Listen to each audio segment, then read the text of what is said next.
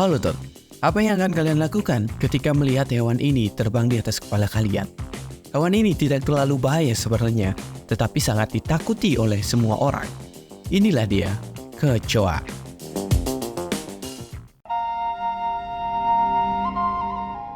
Kecoa adalah serangga yang telah ada di bumi selama lebih dari 300 juta tahun. Mereka ditemukan di seluruh dunia dan hidup di berbagai habitat, mulai dari lingkungan perkotaan, pedesaan, hingga hutan dan padang rumput. Meski sering dianggap sebagai hama dan menimbulkan rasa jijik bagi beberapa orang, kecoa sebenarnya memiliki peran penting dalam ekosistem dan juga menjadi subjek penelitian ilmiah yang menarik. Nah, kali ini kita akan membahas ekor kecoa. Karena itu, mari bercerita.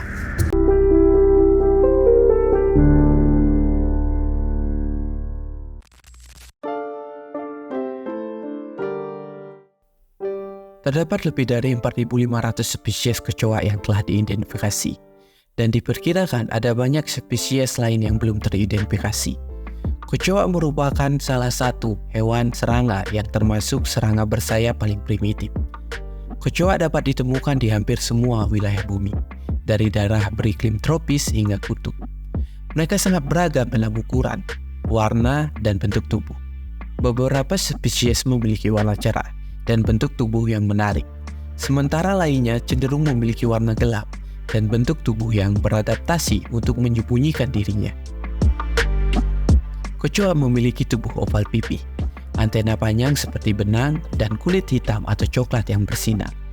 Kepala ditekuk ke bawah dan bagian mulut mengarah ke belakang, bukan ke depan atau ke bawah seperti yang terjadi pada kebanyakan serangga lainnya. Bagian tengah tubuh mereka disebut toraks, di mana di situ mereka memiliki 6 kaki yang kuat dan 2 sayap pada beberapa spesies. Beberapa spesies kecoa dapat terbang, sementara yang lain tidak memiliki sayap atau sayap yang sangat kecil. Kecoa jantan biasanya memiliki 2 pasang sayap, sedangkan betina pada beberapa spesies tidak bersayap atau memiliki sayap vestigial. Kecoa mengalami metamorfosis tidak sempurna, yang berarti mereka melewati 3 tahap dalam siklus hidupnya, yaitu telur, nimpa, dan dewasa. Setelah telur menetas, nimpa akan keluar dan perlahan tumbuh menjadi dewasa. Selama tahap nimpa, mereka mengalami beberapa penggantian kulit hingga mencapai tahap dewasa. Setelah mencapai tahap dewasa, mereka dapat berkembang biak dan memulai siklus hidup baru mereka.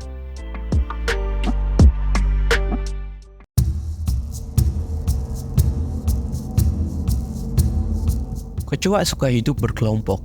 Tujuan utama mereka adalah menemukan sumber makanan yang konstan dan tempat yang aman untuk mereka tinggal. Mereka mencari lingkungan yang gelap dan lembab, sambil mengais-ngais apa saja yang bisa mereka makan. Serangga nokturnal ini hidup dalam kegelapan dan muncul di malam hari untuk berburu dan makan. Tempat yang lembab, hangat, dan tersembunyi sangat ideal bagi mereka. Karena itu, sangat umum menemukan mereka di pipa, wastafel, bak mandi, ataupun saluran air. Kecoa memangsa tumbuhan dan hewan, menjadikan mereka salah satu omnivora tertua yang masih hidup. Mereka pengulung sejati. Kecoa adalah salah satu binatang yang tidak pilih-pilih makanan yang dapat Anda temukan di planet ini. Zat organik apapun akan mereka lahap. Mereka akan makan makanan dasar rumah tangga seperti daging, buah-buahan, sayuran, roti, dan bahkan limbah sekalipun.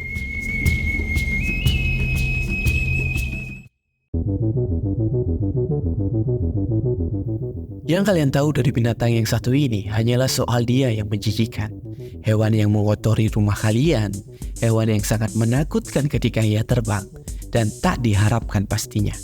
Mungkin bahkan kalian sering menyiksa hewan ini, entah memukulnya ataupun menyiksanya dengan cara membiarkan dia tengkurap sampai ia mati dengan sendirinya.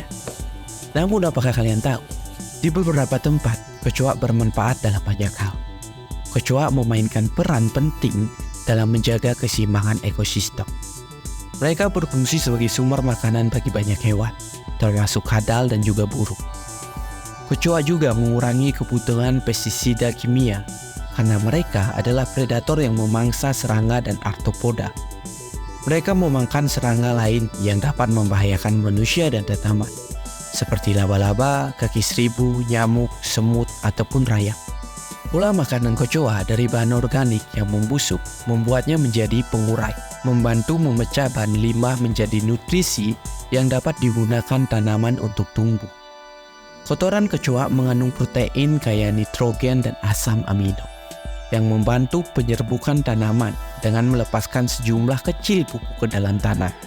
Saat mereka buang air besar di dekat tanaman, mereka akan memberikan tanaman itu pupuk ke dalam tanah. Jadi setidaknya binatang yang satu ini tidak hanya memiliki sisi negatif saja.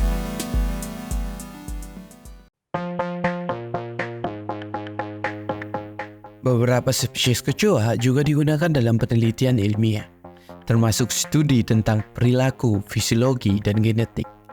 Mereka telah menjadi subjek penting dalam studi tentang navigasi, perkembangan, dan respon terhadap lingkungan. Ilmuwan juga menggunakan kecoa untuk memahami bagaimana serangga membentuk jaringan sosial. Sebuah makalah tahun 2007 yang diterbitkan di Science melibatkan bagaimana kecoa berorganisasi menjadi kelompok dan membuat keputusan. Penelitian juga membahas tentang banyak kecoa terbang atau berjalan sendirian. Tetapi ada beberapa spesies ekstrovert yang subsosial. Subsosial berarti bahwa kelompok tersebut tidak memiliki struktur atau hierarki yang tetap, tetapi mereka saling berhubungan satu sama lain secara berkelompok. Artinya, sebagian besar kecoa betina merawat anak-anak mereka dan tinggal bersama mereka. Mempelajari perilaku sosial pada serangga memberitahu para ilmuwan tentang bagaimana perilaku seperti itu berevolusi sejak awal, serta memberikan inspirasi bagi para insinyur untuk membuat robot yang mengatur dirinya sendiri.